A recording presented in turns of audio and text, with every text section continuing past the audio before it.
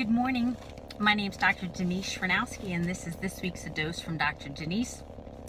I release these videos each Sunday, and I do hope that you share them if you find them inspiring, because that is my mission, to inspire you how to release your God-given health and life potential. I just left church, and that was a beautiful service, and it is a rainy day up here in the Northeast. So last Sunday at about 4:30 in the afternoon, I received a text from a good friend from church. We knew that his wife was in the hospital, and she had suddenly come down with pneumonia, and she passed away. And that text was sent out to a huge group of us. Her name was Ginny Check, and we will celebrate her life this afternoon in my church. Ginny was an amazing, amazing woman. And there was never a moment that I was not in her presence that she did not lift me up, and she vibrated at a very high level. And then just a few hours later, the Eagles won and are headed to the Super Bowl. And you might say, well, what do these two things have in common?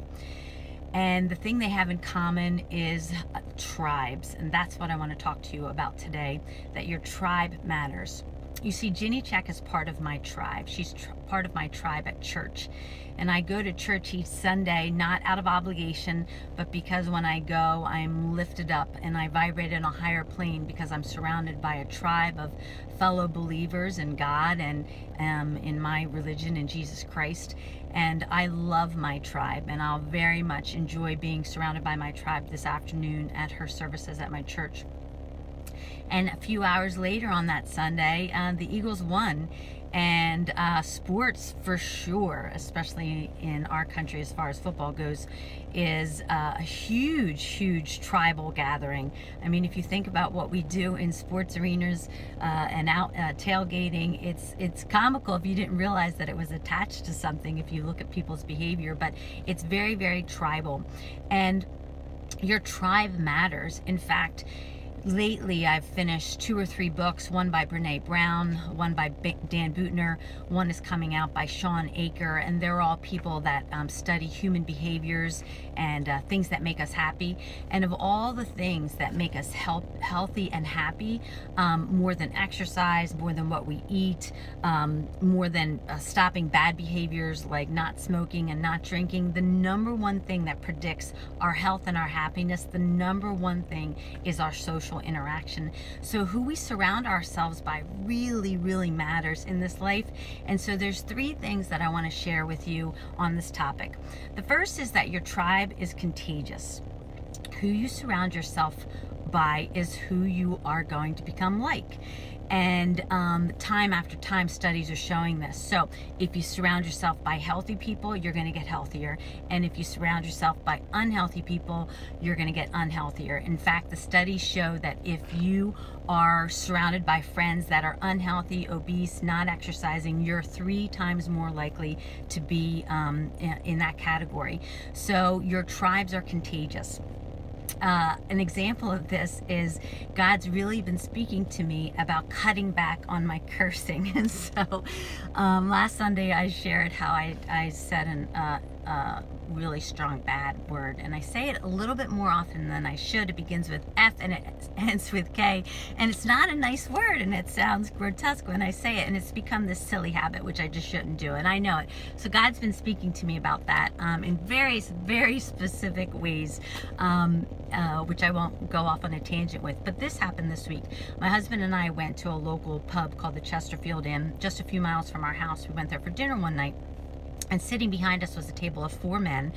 And as God is my witness, every other word out of one of these men's mouth was the F word. Every single word. It was an adjective, it was a noun, it was a verb, it was a proposition. I don't even know what that is, but it was used a lot. And Steve and I were absolutely cracking up about it. They didn't even recognize that they were saying it. But what I did notice is that there was one gentleman saying it more than the other 3, and he became contagious to the other 3, that as the hour, we sat there for about an hour, which is about all I could take, but I was just cracking up at how contagious their cursing became. And so our friends and our tribe are contagious. And so if you want to vibrate at a higher plane, you really need to recognize who you're surrounding yourself by. And you may need to change some of the members in your tribe. If your tribe makes you better, then hang out with them. And if your tribe lowers your vibration, if they're complainers, if they're negative, if they're talking critical about others, you really got to give thought to that, because it might not take you where you want to be. Number 2 is that you need to schedule time with your tribe. And you really need to work on this. So in the book that I just finished by Dan Buettner, which is the Blue Zone Principles for Happiness, he said that the 3 happiest countries in the world are Costa Rica, Singapore, and Denmark. And America, probably isn't even in the top 10. And that's a whole nother topic, one that's saddening, really. Very, very sad, maddening. But anyhow, Trump says that he wants to make America great again, and I want to make America happy again. So I'd like America to be one of the happiest countries in the world, and right now we're not. And one of the reasons is that in these countries, in particular Costa Rica, he quoted that in Costa Rica, they spend 6 hours a day with social networking, 6 hours a day with their tribes. And in the United States of America, it averages only 41 minutes. Now, I don't think that we're going to be spending 6 hours a day with our tribe, but certainly we can spend more time. So my second point is to schedule that time. Last night we had dinner with a couple that we hadn't had dinner with in probably about a year and a half.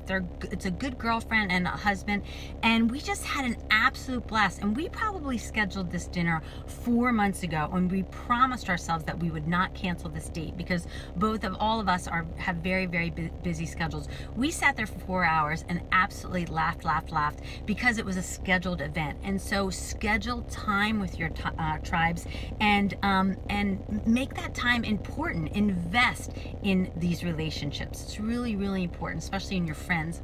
And the third point that I want to make is that your family is a big part of your tribe, right? It might be your number 1 tribe, and so certainly we need to invest time in our families.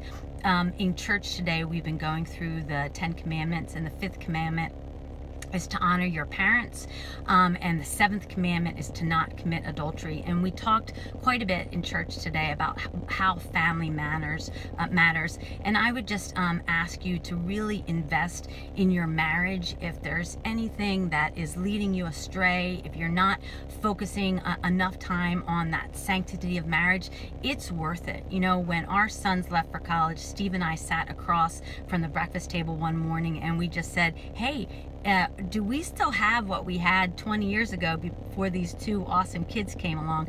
And thank the Lord that the answer was yes. But Steve and I invest time in our marriage, and we go on dates on a regular basis, and we talk every single night, and we spend time together, and we invest in that because Steve is a huge part of my tribe, and without him, my life simply wouldn't be the same. And I think my husband would say the same as well. So I want to just kind of conclude with those 3 things, that your tribe is contagious. Who you hang out with is what you're going to become alike. And if you don't like right now where you're vibrating, your health, your happiness levels, you got to look at the people that you're hanging out with. Number 2, you need to schedule time with your tribe. If these are people you do want to be with, you need to invest. Anything that's worth doing is investing time in. And number 3, your family is a huge part of your tribe. And so if there are issues with your family that need to be resolved, then make it happen. I can't think of anything more important for you to spend your time with. So that's what I want to conclude with this week, that your tribe matters. It's a big part of your health, of your happiness, of your spiritual life. I'm going to spend time this afternoon with my tribe at church celebrating the life of Ginny Check, who was an amazing, amazing, amazing woman. It's interesting. Ginny and Alan did not have children of their own. I think they got married in their 40s, and they didn't need to have children of their own because our church and their extended families very much became part of their family. So I look forward to that. So have an awesome week. Remember that your tribe matters. It's the number 1 marker of health and happiness is your social networking, and you need to invest in that.